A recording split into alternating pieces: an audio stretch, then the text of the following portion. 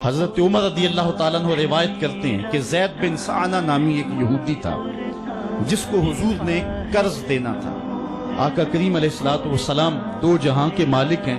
لیکن حضور کا فقر اختیاری تھا۔ آقا کریم علیہ السلام کے گھر میں بسا اوقات کتنے دن چولہا نہیں جلا کرتا تھا۔ حضور ادھار لے کر کے لوگوں کی مصیبتوں کو بھی دور کرتے اور گھر کا چولہا بھی بعض اوقات ادھار لے کے گرم کرنا پڑتا۔ اعلیٰ حضرت فرماتے ہیں مال کے کونین ہیں گو پاس کچھ رکھتے نہیں، دو جہاں کی نعمتیں ہیں ان کے خالی ہاتھ میں۔ تو کہتے ہیں کہ ایک دن حضور علیہ السلام کی خدمت میں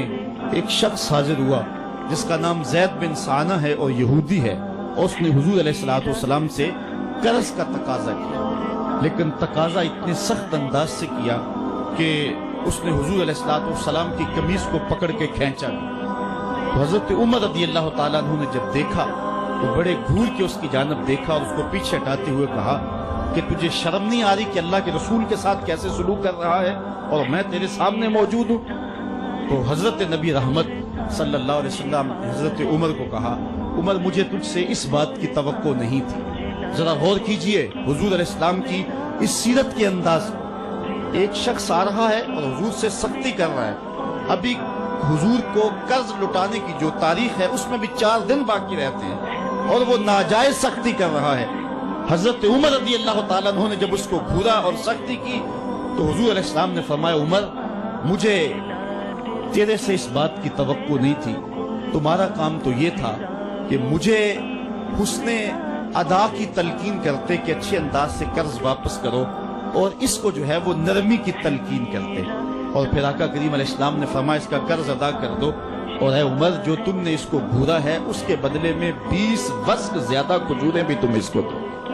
تو زید بن سعانہ نے جب حضور علیہ السلام کی اس سیرت اور اس کردار کو دیکھا اور حضرت عمر رضی اللہ تعالیٰ عنہ 20 وسق اس کو کھجوریں دے رہے تھے، تو اس نے حضرت عمر کو بتایا کہ میں یہودی ہوں اور میں نے تورات کے اندر نبی آخر الزمان کی شان اور عظمتوں کے بیان کو پڑھا ہے،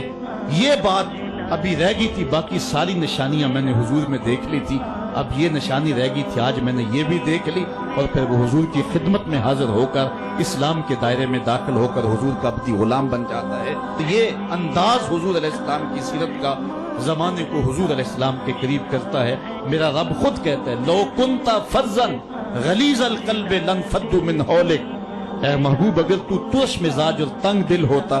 تو اتنے لوگ تیرے گرد کبھی بھی جمع نہ ہو پاتے۔ کچھ ان کے خلق نے کچھ ان کے کردار نے کر لی، مسخر ساری دنیا شہ ابرار نے کر لی۔ حضور علیہ السلام کے پیار نے زمانے کو اس قدر قریب کر دیا کہ وہ حضور علیہ السلام پہ جانے قربان کرنے کے لیے ہمہ وقت مستعد اور فعال رہتے تھے۔ جتنا پیار انہوں نے حضور سے کیا ہے کائنات میں اس کی دوسری کوئی مثال نہیں ملتی ہے۔ ایک شاعر کہتا ہے اپنے محبوب کا ذکر کرتے ہوئے، وہ کہتا ہے حافظ شیرازی نے غالباً کہا ہے کہ میرے جیسا محب زمانے میں کوئی نہیں، اس لیے کہ تیرے جیسا زمانے میں محبوب بھی تو کوئی نہیں۔ اگر صحابہ جیسا عاشق تمہیں زمانے میں نہیں ملتا تو محبوب جیسا کوئی صورت و سیرت میں حسین بھی تو زمانے کے اندر تمہیں نہیں ملے۔ تو حضرت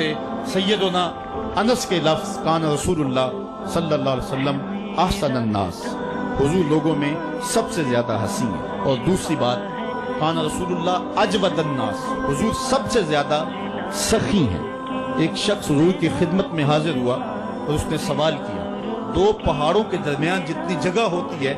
اتنی بکریاں تھی حضور کے پاس، حضور نے ساری اس کو عطا کر دی۔ وہ واپس جا کے اپنی قوم سے کہنے لگا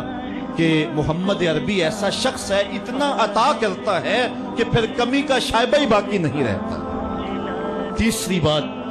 حضرت انس فرماتے ہیں کان رسول اللہ صلی اللہ علیہ وسلم احسن الناس واجود الناس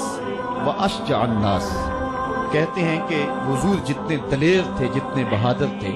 کائنات کے اندر اتنا بہادر ہم نے کوئی نہیں دیکھا۔ مولا کائنات فرماتے تھے جب جنگ کی بھٹی گرم ہوتی تو ہم دیکھتے کہ سب سے آگے بڑھ کر حملہ کرنے والے محمد عربی ہی ہوا کرتے تھے، اور ہم حضور علیہ السلام کی اوٹ میں ہوا کرتے تھے۔ آقا کریم علیہ السلام نے اپنی زندگی میں اپنی تلوار سے اور اپنے نیزے سے جو ہے وہ کسی کو قتل نہیں کیا ہے، صرف ابی بن خلف وہ بد نصیب شخص تھا جس نے کہا تھا کہ میں نے گھوڑا رکھا ہے جس کو 16 رتن مکئی کے دانے روز ڈالتا ہوں اور اس گھوڑے کے اوپر سوار ہو کے میں آؤں گا اور اے محمد معاذ اللہ آپ کو شہید کر دوں گا، تو حضور علیہ السلام نے فرمایا اللہ نے چاہا تو میں تجھے قتل کروں گا۔ اور پھر غزوہ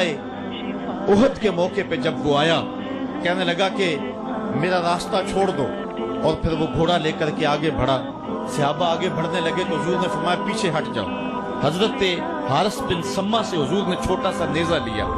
اور آگے بڑھ کے اللہ کے محبوب علیہ السلام نے اس کے گلے کے قریب اس کا ہلکا سا کچوکا دیا اور چھوٹا سا زخم اس کی گردن پہ لگا تو وہ بھاگتا تھا اور چیختا تھا اور کہتا تھا کہ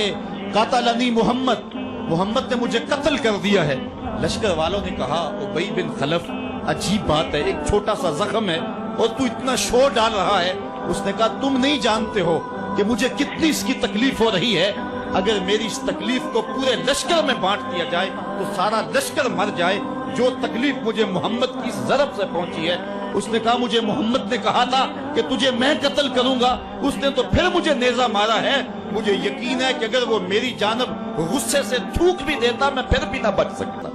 تو یہ حضور علیہ السلام کی جو ہے وہ دلیری اور بہادری کے قصے ہیں کہ آقا کریم علیہ السلام کی ضرب کو کون برداشت کرے، ایک معمولی خراش برداشت نہ کر سکا اور نارے جہنم میں جہنم کا وہ کتا جا پہنچا۔ تو آقا کریم علیہ السلام کی سیرت کے اس عنوان کو حضرت انس نے کتنے خوبصورت انداز میں بیان کیا۔ کان رسول اللہ صلی اللہ علیہ وسلم احسن الناس و اجود الناس و اشجع الناس، لوگوں میں سب سے دلیر بھی حضور، سب سے سخی بھی حضور اور سب سے صورت و سیرت میں حسین بھی حضور۔ حضرت نبی رحمت صلی اللہ علیہ وسلم غزوہ حنین کے موقع پہ آپ دیکھیں سفید خچر کے اوپر سوار اور ایک پہاڑی درے میں کافر گھات لگائے بیٹھے تھے۔ جب اچانک انہوں نے تیر اندازی کی تو لشکر اسلام میں بھگدڑ مچ گئی۔ اس وقت حضور تھے جو خچر کو آگے بڑھا رہے تھے، حضرت عباس رضی اللہ تعالیٰ عنہ رکاب تھامے تھے اور آقا کریم کہہ رہے تھے انا نبی لا کذب انا ابن عبد المطلب، میں نبی ہوں، اس میں کوئی جھوٹ نہیں، میں عبد المطلب کا بیٹا ہوں۔ تو حضور علیہ السلام کا یہ انداز کہ جب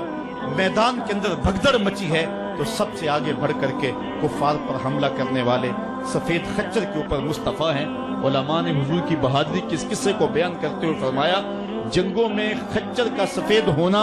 ایک تو خچر کا ہونا بہادری پہ دلیل ہے اس لیے کہ گھوڑے رکھے جاتے ہیں کہ بھاگنا آسان ہو، اور دوسرا مٹیالے رنگ کے جو ہیں وہ جانوروں کی سواری کی جاتی ہے، یہ فوج کی وردی کا رنگ مٹیالہ، اس کی حکمت بھی یہ ہے۔ لیکن آقا کریم علیہ السلام سفید خچر پہ جو ہے وہ سوار تھے۔ حضور اتنے شجاع تھے، اتنے بہادر تھے، میدان میں بھاگنے کے لیے نہیں آتے تھے بلکہ حضور کفر کے چھکے چھڑانے کے لیے میدان میں داخل ہوا کرتے۔ آقا کریم علیہ السلام کی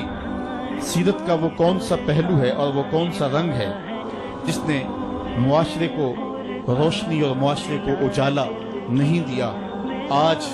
میرے اور آپ کے آقا و مولا کی یہ سیرت ہمیں حضور علیہ السلام کی محبت کا حقدار بنائے گی۔ حضور اس دنیا کے اوپر مکارم اخلاق کی تکمیل کے لیے جلوہ گر ہوئے اور قرآن آپ کے خلق کی گواہی ہے، اس لیے حضور کی سیرت کو اپنانے کا تقاضا یقیناً آج کی اس بابرکت محفل میں آج کا یہ اجتماع ہم سے کر رہا ہے۔ ہم اپنی زندگی کو اور طرز حیات کو حضور کی سیرت کے سانچے میں ڈھال کر کے زندگی کی ایک ایک سانس اور ایک ایک لمحہ حضور کے نام پہ گزار دیں گے۔ اور آقا کریم علیہ السلام نے جس انداز سے اپنا خوبصورت زمانہ اور حیات ظاہری کا وقت گزارا اور ہمارے لیے روشنی چھوڑی، وہ قیامت تک آنے والی نسلوں کے لیے ایک اجالا ہے۔ امت مسلمہ بھانج نہیں ہے کہ اس کو عبادات کا طریقہ کسی اور جگہ سے لینا پڑے اور حسن اخلاق کسی اور جگہ سے لینا پڑے،